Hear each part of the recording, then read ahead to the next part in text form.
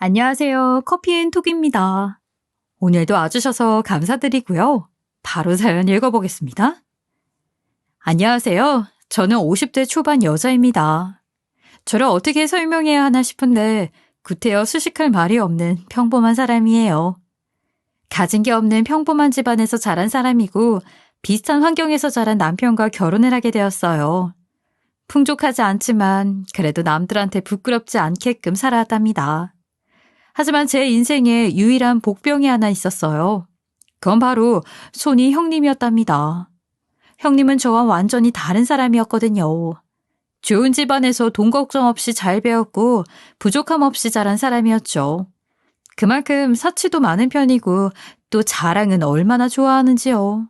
번번이 형님네를 마주칠 때마다 드는 생각은 정말 우리랑은 형편이 달라도 한참 다르구나 하는 생각이었어요. 우리 아주버님도 장교 출신에 지금은 교수 일을 하고 있고 형님 또한 대학병원 간호사이니 저희랑은 사정이 달라도 한참 달랐죠. 형님을 볼 때마다 가방이 달라져 있었어요. 좋기 몇백만 원은 하는 그런 가방인데 먹고 사는 게 여유가 있으니 원할 때마다 턱턱 사는 것 같았죠. 매달 죽어라 일해서 200만 원 겨우 버는 제가 형님을 쫓아가려고 하면 아마 가랑이가 찢어질 거예요. 저는 항상 들고 다닌 지 10년은 다 되어가는 가방 하나로 지금까지 버티고 있는데 처음엔 그런 제 자신이 창피하게 느껴지기도 했어요. 동서는 그 가방 되게 아끼는 건가 봐. 보면 항상 똑같은 것만 들고 다니네. 그게 저희는 생활비도 지금 빠듯해서 당장은 새 가방 사기가 좀 어려워요. 그리고 아직 튼튼하기도 하고요. 이게 보기보다 내구성이 좋아서 막 굴려도 망가지질 않더라고요. 그래? 동서 그럼 내가 집에 안 쓰는 가방 몇 개 있는데 혹시 가질래? 웬일인지 저한테 선심 쓰듯 말을 하는 거예요. 남이 쓰던 거라 별로 갖고 싶지는 않았지만 또 거절했다가는 자기를 무시하는 거냐 어쩐 거냐 하는 소리를 들을까 봐서 알겠다고 했어요. 정말요? 저야 감사하죠. 내가 보니까 동서한테 딱 잘 어울릴 만한 게 몇 개 있어서. 그러든가 말든가 그냥 네네 하고 비율을 맞춰주고 말았어요. 그런데 얼마 있다가 형님이 저희 집에 오신 거예요. 동서, 내가 저번에 말했던 가방 있잖아. 내가 그거 전해주려고 잠깐 들렀어. 그리고 형님이 가져오신 가방을 확인해봤는데 어이가 없고 기가 막히는 겁니다. 쓸 만큼 써서 해지고 이미 철이 지나서 들고 다닐 수도 없는 가방을 저한테 준답시고 가져온 거예요. 쓰레기 더미만 잔뜩 가져온 꼴이었답니다. 기대조차 하고 있지도 않았지만 저를 어떻게 보는지 너무나도 잘 알겠는 거예요. 그거 동서 들고 다니는 것보다 훨씬 깔끔하고 괜찮잖아. 남 주기 아까워서 동서 주려고 가져왔어. 어때? 마음에 들지?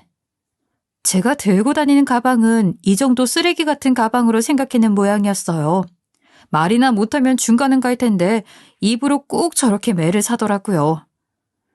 예, 형님, 감사해요. 더 이상의 거짓말은 나오지 않았어요. 저게 최선이었답니다. 형님이 오신 김에 저는 어머님 이야기를 살짝 물어보았어요. 형님, 지난주에 제가 말씀드렸었는데 이번에 어머님 정기검진은 형님이 모시고 가시는 거죠? 그날 저희 친정엄마가 오시기로 하신 날이라고 미리 말씀드렸는데. 어머님이 재작년에 무릎 수술하시고 정기적으로 병원을 한 번씩 다니고 계신데 거의 매번 제가 도맡아서 하고 있었거든요. 이번엔 저희가 사정이 있어서 모시고 가기 어려워지는 바람에 미리 형님한테 말씀을 드려놨었거든요. 그런데 형님의 입에서 나온 말은 너무 황당하게 짝이 없었답니다. 맞다. 근데 어떡하지? 내가 그날 약속을 잡아버렸네. 동서가 말한 걸 깜빡했어.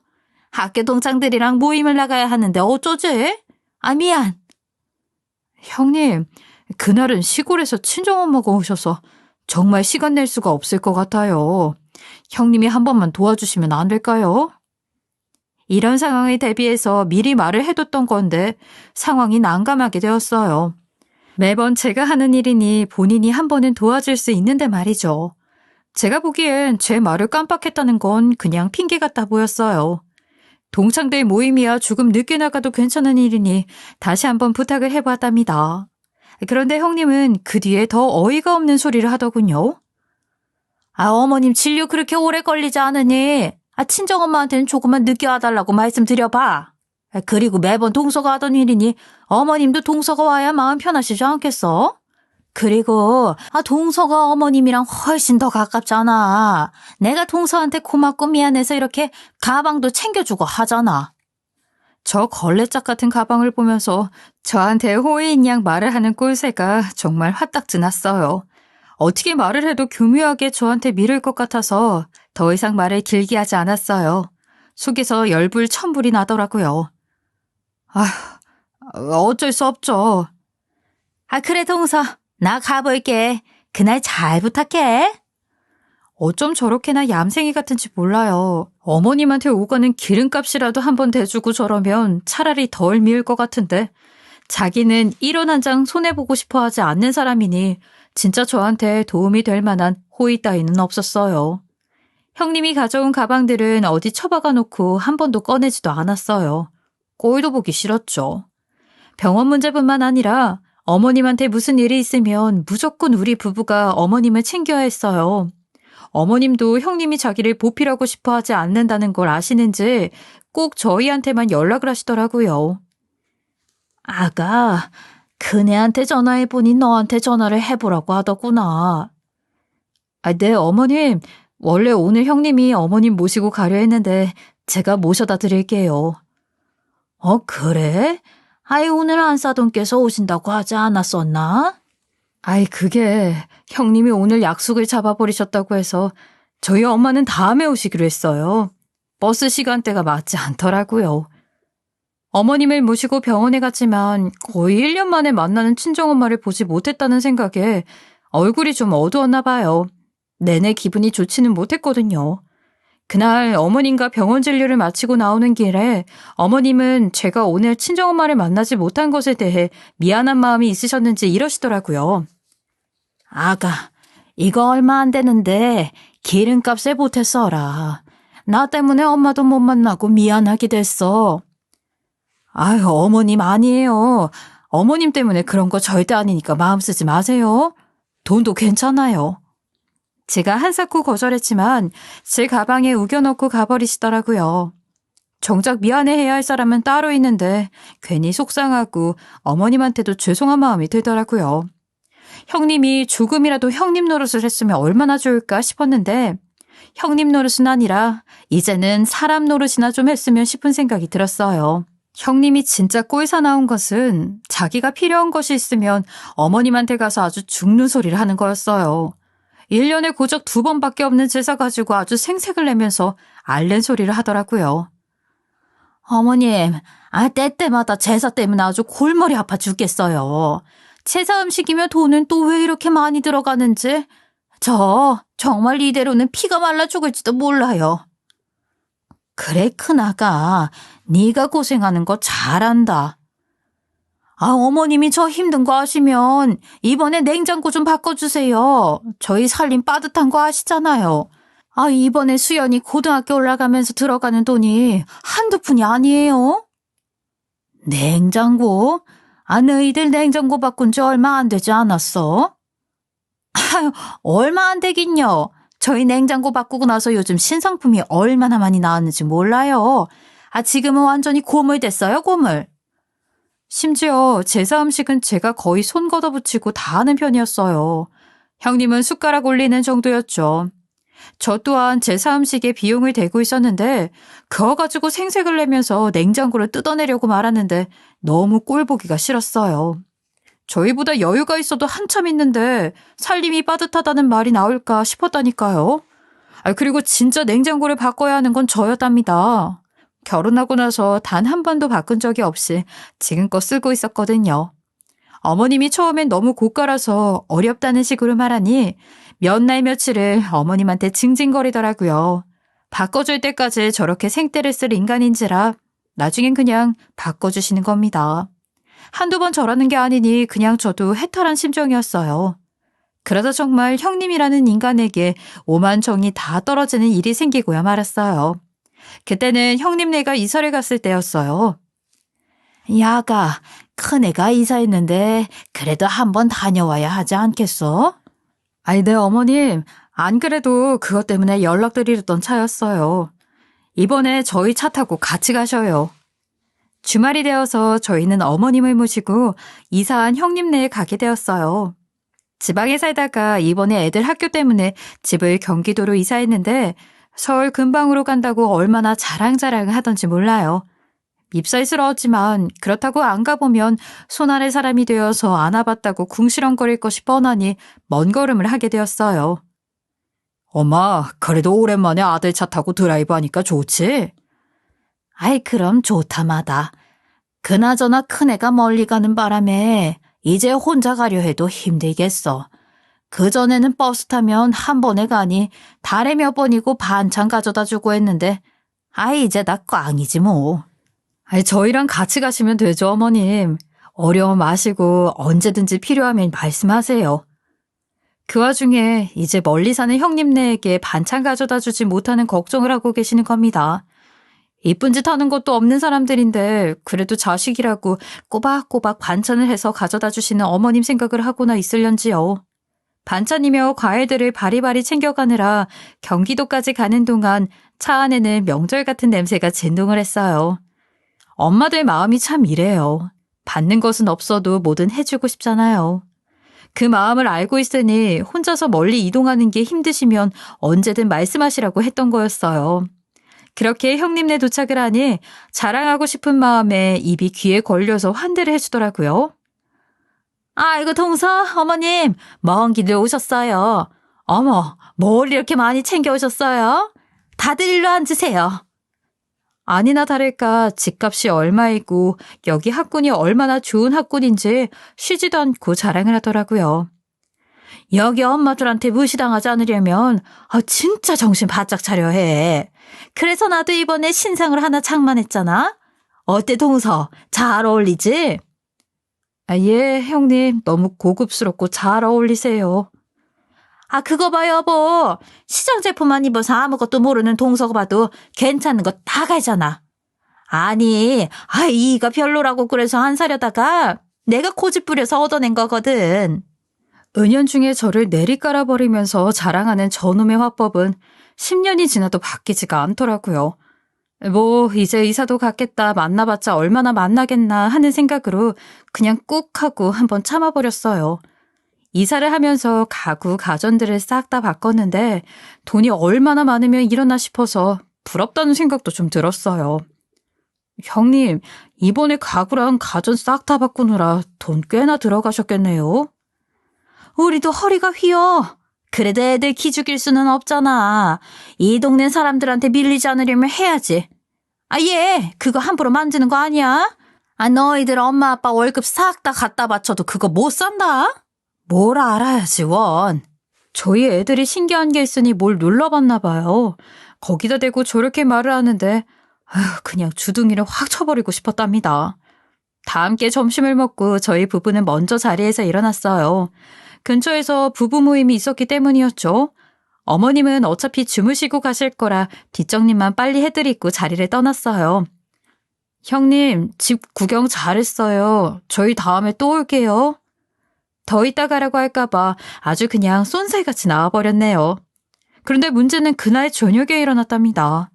오랜만에 모인 친구들과 한참 즐거운 시간을 보내고 있는데 남편에게 전화가 온 거예요.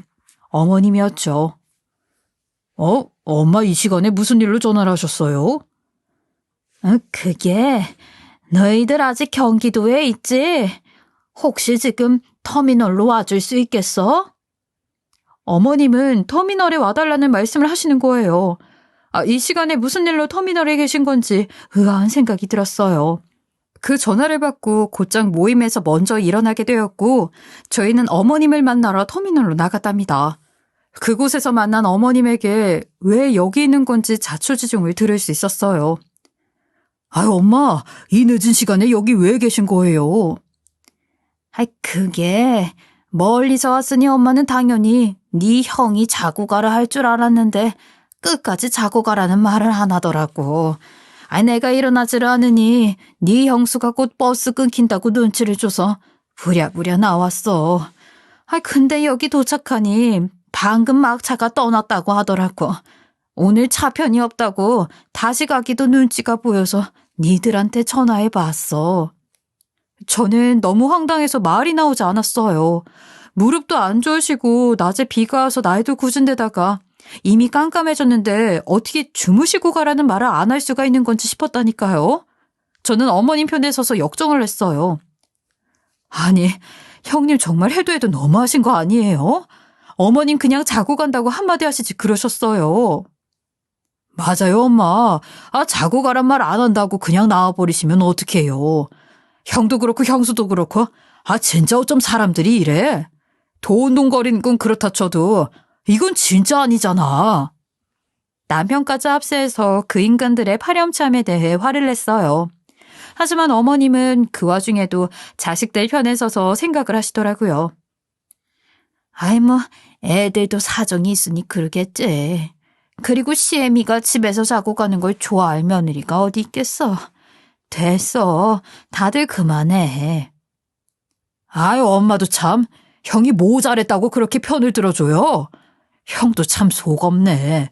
엄마가 한 번도 와본 적 없는 낯선 곳에 그것도 이 시간에 여기까지 데려다 줄 생각을 하네. 나 진짜 이번에는 형한테 한마디 해야겠어. 장교 만들어주고 교수까지 시켜준 게 누군데 엄마를 업고 다니기도 모자랄 판에 이러고 터미널에 두고 가? 그때 어머님이 민망한 듯 왠지 시선을 회피하시는 게 느껴지길래 저는 찰나를 놓치지 않고 어머님께 되물었어요. 어머님, 근데 아주버님이 여기까지 데려다 주신 거예요? 어머님은 저와 남편의 눈치를 살짝 보시더니 말씀하시더라고요. 이 동네에는 시내버스가 잘 되어 있더라고. 버스 타면 한 번에 오니까 그냥 버스 타고 왔어. 내가 그렇게 하겠다고 한 거야. 큰 소리들 내지 마. 엄마. 남편이 화가 잔뜩 나서 큰 소리를 내려 하는 걸 제가 막아섰어요. 어머님이 더 이상 이 일로 왈가불가하는 걸 원하지 않는 눈치셨죠. 저희는 그렇게 함께 집으로 가게 되었어요. 집으로 오는 내내 차 안에서는 이런저런 생각에 잠기게 되더라고요. 어머님이 참 불쌍하다는 생각이 드는 거예요. 저희 시댁도 형편이 넉넉한 편은 아니었는데 그 와중에 장남이라고 아주버님께 있는 돈 없는 돈 다 끌어다가 장교 만들어주신 거라고 남편에게 전해 들었었거든요. 말도 마. 형이 어려서부터 욕심이 워낙 많아서 내가 조금이라도 좋은 걸 가지면 난리도 그런 난리가 없었어.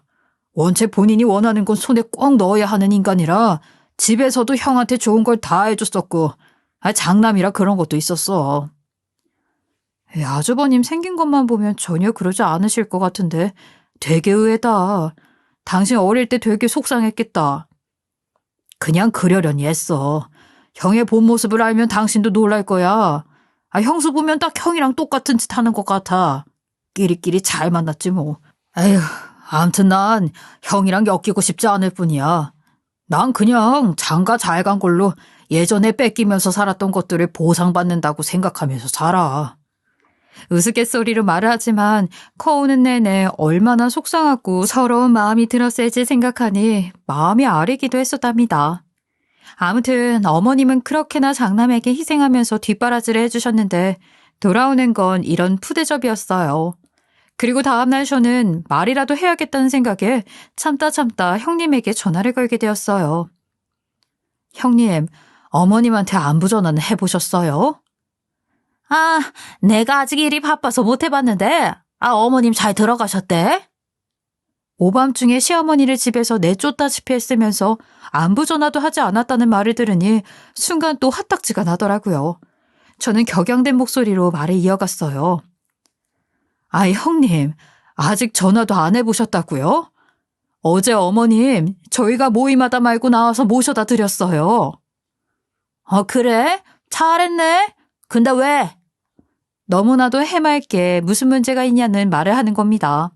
너무 어이가 없고 황당해서 이런 인간과 무슨 대화를 더 이어갈 수 있을까 싶었지만 저는 할 말은 해야겠다는 생각에 큰 소리를 쳤어요. 어떻게 저희 차 타고 가신 건지는 궁금하지도 않으세요? 터미널 도착했는데 버스가 끊겼다고 저희한테 전화하셨더라고요. 그렇잖아요. 옆 동네에서 온 것도 아니고 멀리서 왔는데 어떻게 그 밤중에 자고 가라는 말도 안 하고 보낼 수가 있으세요? 그것도 터미널까지 시내버스 타고 가셨다고 하던데 너무한 거 아니에요? 이렇게 말하고 나니 속은 더 시원하더라고요. 하지만 형님은 이어서 하는 말에 다시금 말문이 막혔어요. 지금 나한테 말 다 했어? 어머님이 자고 가는 건 불편하다고 그냥 가버리신 거야. 터미널까지 바래다 드린다고 하니까 한사코 거절하셔서 혼자 가신 거고. 앞뒤 상황도 모르면서 어디 손이 형님한테 큰 소리를 치는 건데? 아, 형님, 어떻게... 너무 어이가 없어서 말이 나오지 않아 버벅거리니 제 말을 끊어버리고 자기 할 말만 하는 겁니다. 동서, 그리고 효도는 셀프야? 효도는 효부인 동서가 해. 난 착한 며느리 할 생각 전혀 없거든. 바빠 죽겠는데 그것 때문에 사람을 이렇게 오래 붙잡고 있어? 앞으로는 용건만 간단하게 말해. 끊어. 결국엔 형님한테 한 방 먹고 이 통화가 끝나버렸어요. 그날 밤 남편에게 오늘 있던 일을 말했더니 남편도 화가 나서는 씩씩거리며 저에게 말을 하는 겁니다. 안 그래도 나도 점심시간에 형한테 전화했었거든. 근데 내가 어쩜 그럴 수 있냐고 하니까 아이 갑자기 위아래도 없는 눈 취급을 하는 거야. 그딴 소리 하려고 자기 귀한 시간 뺏어가냐면서. 나 참 진짜 어이가 없어서. 아이 정말? 어떻게 형님이 하는 말이랑 토시 하나 안 빠뜨리고 똑같은 거야? 아이고, 둘이 아주 천생연분이야, 천생연분. 남편도 그 집 인간들한테서 저랑 똑같은 상황을 겪었더라고요. 남편이랑 두 사람을 씹으며 맥주 한잔하면서 오늘 일을 털어버렸어요. 그 이후로는 형님과 한 달간 아무런 연락도 하지 않고 지냈어요. 서로 감정이 상할 대로 상했으니 그럴 법도 했죠. 그러다 저희 집이 발칵 뒤집힐 만한 너무나도 큰일이 생기고 말았어요. 얼마 전에 어머님께 반찬 그릇을 가져다 드리려고 갔다가 믿을 수 없는 소식을 듣게 되었죠. 어머님 속 안 좋으시다고 그러시는데 안색이 영 안 좋으시네요. 병원에서는 뭐라고 하셨어요? 그런데 저희 물음에 어머님은 표정이 점점 어두워지시더니 저에게 이리로 와서 앉아보라는 말씀을 하시는 거예요. 자리를 잡고 입을 대시는데 긴장이 되더라고요. 둘째야, 너무 놀라지 말고 들어라. 아이, 동네 병원에 가봤더니 큰 병원에 한번 가보라대. 아이, 그때부터 짐작이 안 좋더니만 큰 병원에서 나한테 암이라더라. 위암 3기란다. 암이라는 한 글자에 저는 순간 세상이 멈춰버린 기분이었어요. 듣고도 믿을 수가 없었죠. 저는 울먹이는 목소리로 어머님께 말했어요.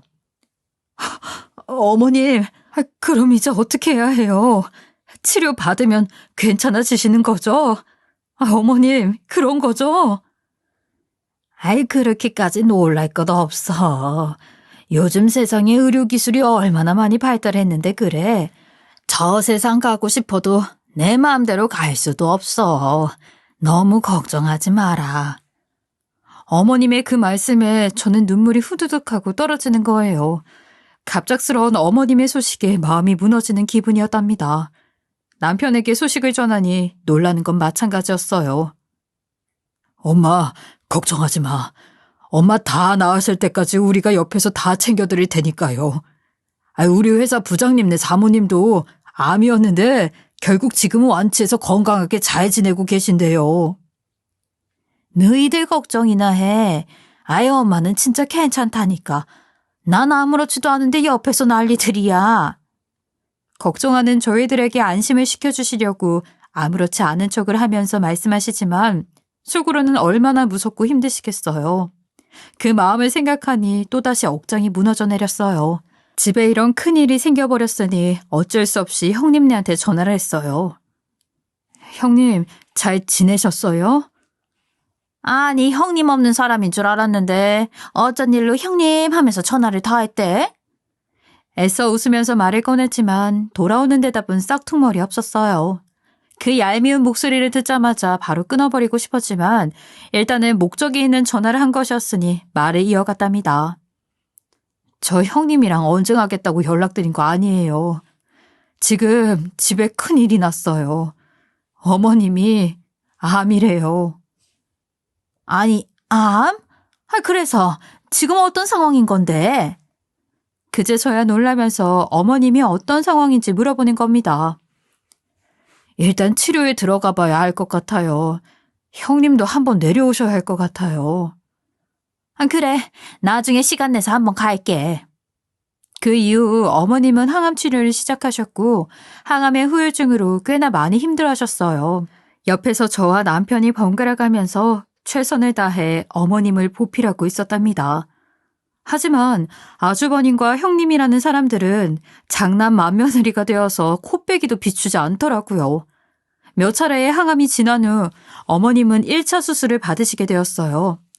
그런데 그때도 아주버님 부부는 코빼기도 비추지 않는 겁니다. 아무리 그래도 이건 아니잖아요. 저는 화가 나서 형님한테 다시 연락을 했어요. 형님, 어제 어머님 수술하셨는데 언제 와보실 수 있으세요? 내가 가본다는 게 워낙 바빠서. 아무리 바쁘셔도 어머님한테 한번 오셔야 하지 않으시겠어요? 혹시 오셔서 병간호해야 할까봐 안 오시는 거예요? 속이 얼마나 뻔하겠어요. 여기 괜히 왔다가 어머님께서 형님에게 간호사인 네가 좀 보살펴달라는 말이라도 할까 봐서 얼굴도 비추지 않는 모양새 같았거든요. 근데 동서는 꼭 그렇게 손윗 사람이 나를 가르치려고 들더라? 나 정말 황당해서. 그래. 말 나온 김에 얘기해보자면 동서 말이 맞아. 내가 지금 먹고 사는 것도 바빠 죽겠는데 노인네 병간호까지 해야겠어? 그런 건 동서가 알아서 할 수 있는 거잖아. 그제야 속내를 드러내는 겁니다. 그럴 줄 알았어요. 자기 손해보는 일은 죽어도 하지 않는 사람이니 발목이라도 붙잡힐까봐 얼마나 속으로 전전긍긍했겠어요. 아마도 어머님이 돌아가시기라도 하면 그때나 얼굴을 비출 것 같았죠. 차라리 안 보는 게 어머님 입장에서도 마음 편할 것 같아서 그냥 그러려니 하고 말았어요. 어머님은 그 이후 계속해서 치료를 이어가시고 계셨답니다. 그러다 이제 마지막 수술이 될지도 모르는 수술을 앞두고 있었어요. 어머님, 이번 수술만 성공적이면 이제 당분간 걱정은 없으실 거예요. 내가 완치만 되면 그게 다 둘째 네 덕이다. 어머님이 치료를 잘 견디신 덕인 거죠. 제가 한 게 뭐가 있다고요. 하지만 모든 일들이 원만하지는 않았어요. 장기간 치료가 이어지고 몇 차례의 수술을 거치다 보니 수술비가 모자란 날이 오게 되었죠. 아이고, 내가 너희들한테까지 손을 벌릴 수도 없고 내가 알아서 할 테니 너무 걱정하지 마라들. 엄마가 당장 그 큰 돈을 어디서 구하시게요. 저희가 어떻게 해서든 마련해 볼 테니까 신경 쓰지 마세요. 그래요, 어머님. 이 사람 말 들으세요. 지금 건강만 생각하셔야죠.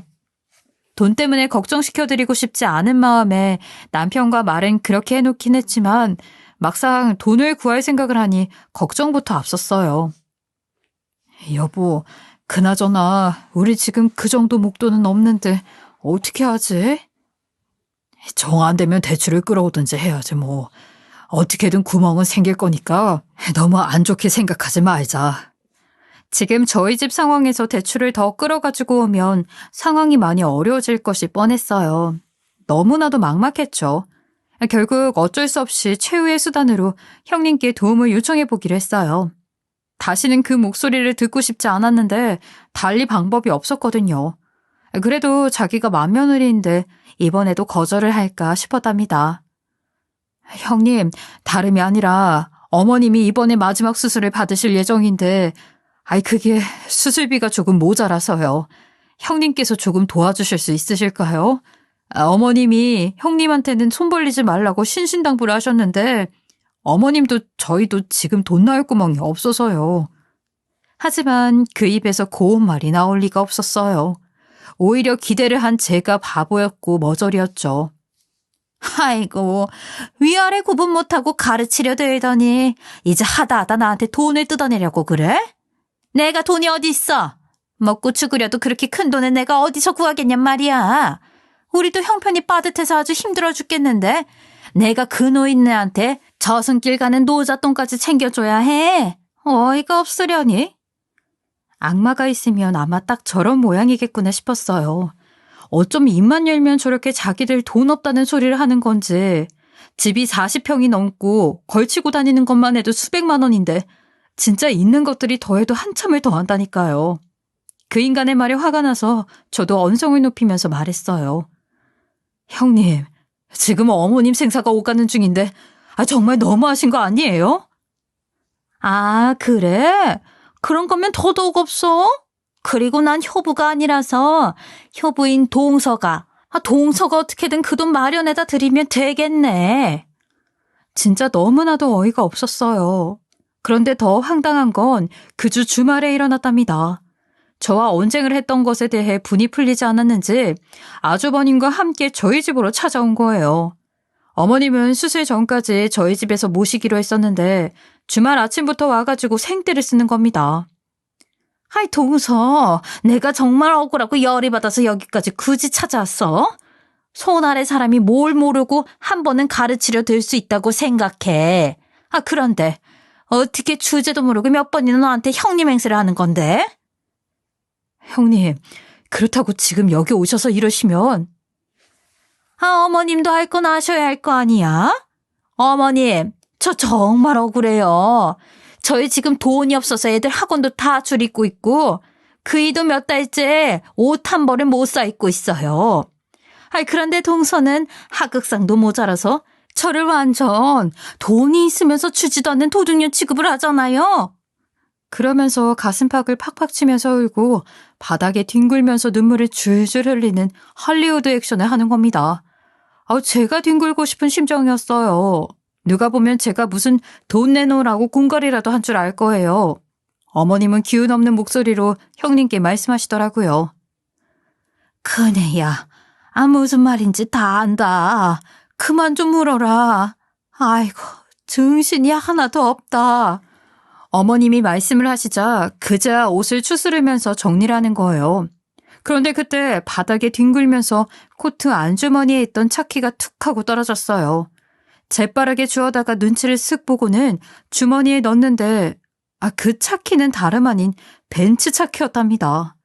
돈이 없다고 그 난리를 치더니 결국 자기 차를 외제차로 바꾸느라 돈이 없다고 한 거였죠. 그 광경을 본 사람은 저뿐만이었고 너무 황당했지만 구태여 어머님한테 말씀드리진 않았어요. 이 사실을 아셔봤자 속만 상하실 게 뻔하잖아요.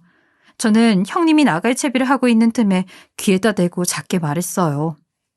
형님, 원래 끌고 다니던 차도 한 3년밖에 안 되지 않았어요? 그 사이에 벤츠로 바꾸셨나 봐요. 그래서 돈이 없으신 모양이죠?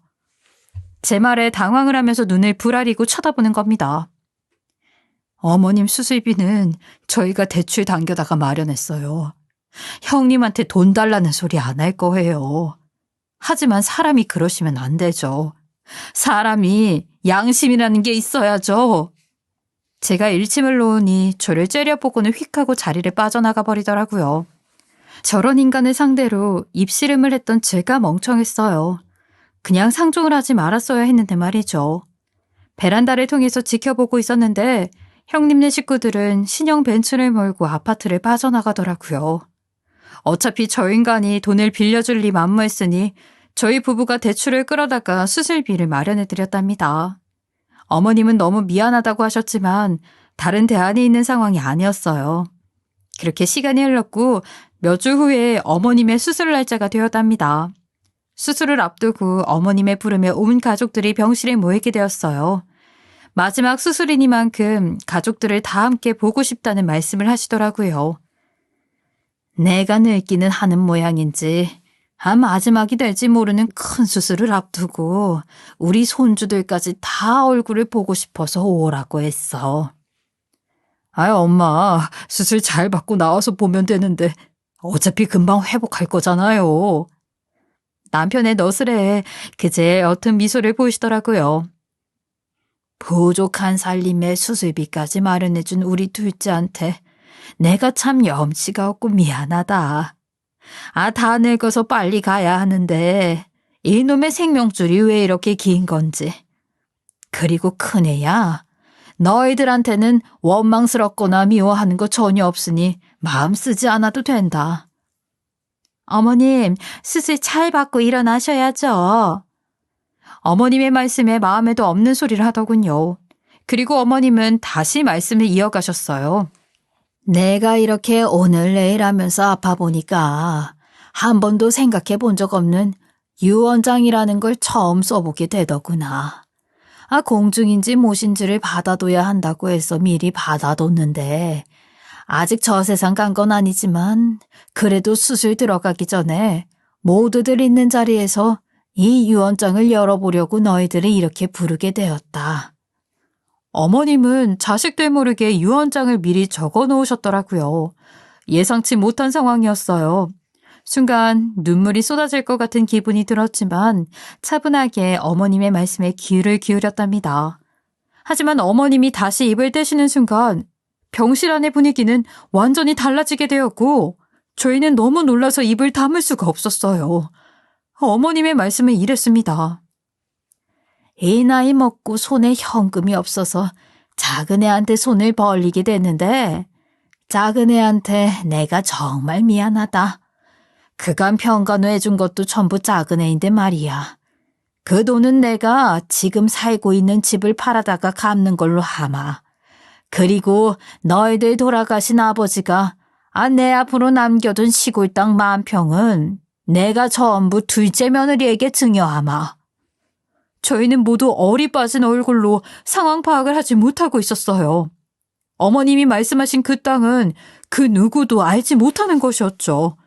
돌아가신 아버님이 그런 큰 땅을 가지고 계셨을 거라고는 상상도 하지 못했었거든요. 엄마, 아버지한테 그런 땅이 있었던 거야? 너희들 아버지도 돌아가시기 직전에야 알게 되었어. 너희들한테 말해봤자 하등 좋을 것이 없을 터이니 굳이 말하지 않았었다. 아무튼 내 유언은 전부 다 말했으니 그렇게들 알고 있거라.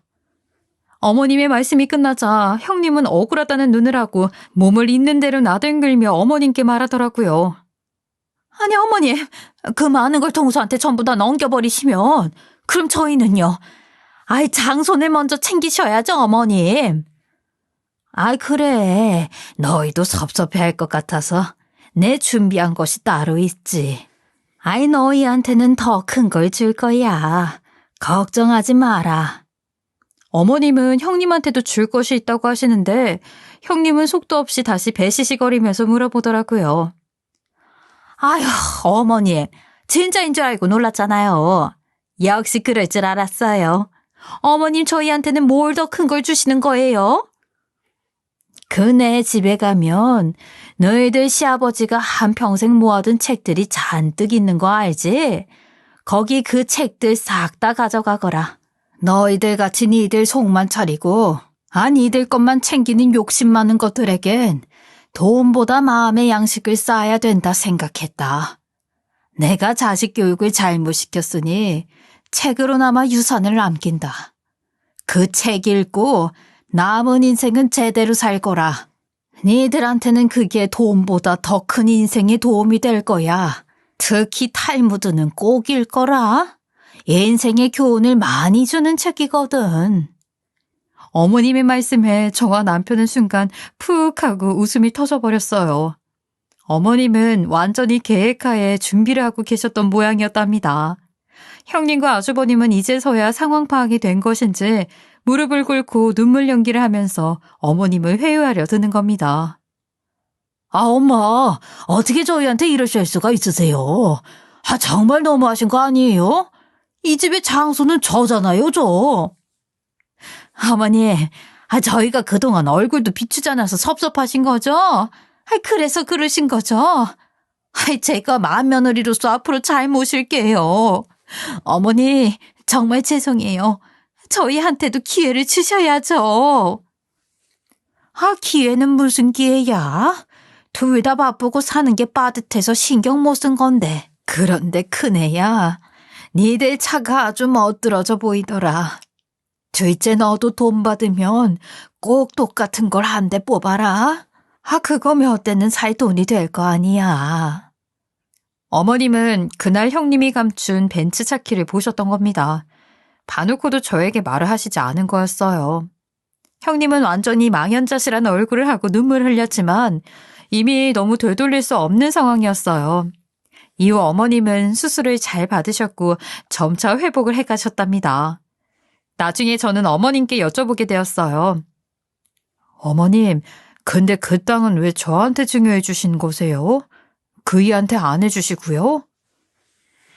내가 변호사한테 물어보니 너희 남편한테 증여를 하면 나중에 지형이 그 유산분할 소송이라는 걸 할 수도 있다고 하더라고. 그 놈이 워낙 욕심이 많은 놈이라 나도 너희들한테 뭐라도 해줘야 할 것 아니겠어. 어머님은 누구보다 자기 자식들을 잘 아시는 분이었어요.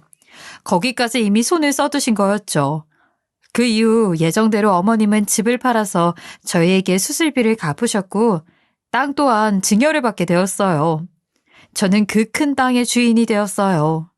땅을 가졌다고 해서 섣불리 팔거나 하지 않았고 두고두고 잘 가지고 있다가 저희에게 꼭 필요할 때 쓰려고요. 그리고 그 일이 있는 후에 형님네와는 완전히 인연을 끊고 살고 있어요. 이것도 벌써 몇 년 전의 이야기가 되었네요. 저희 어머님은 제가 끝까지 잘 모시다가 재작년에 돌아가시게 되었어요.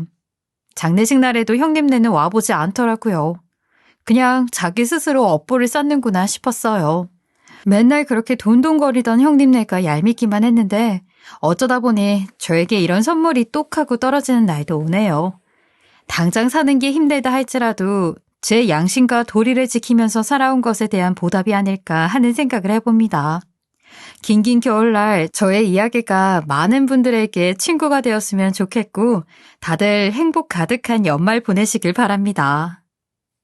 지금까지 커피앤톡이었습니다. 오늘도 끝까지 함께 해주셔서 감사하고요. 다음 영상으로 또 찾아뵙겠습니다.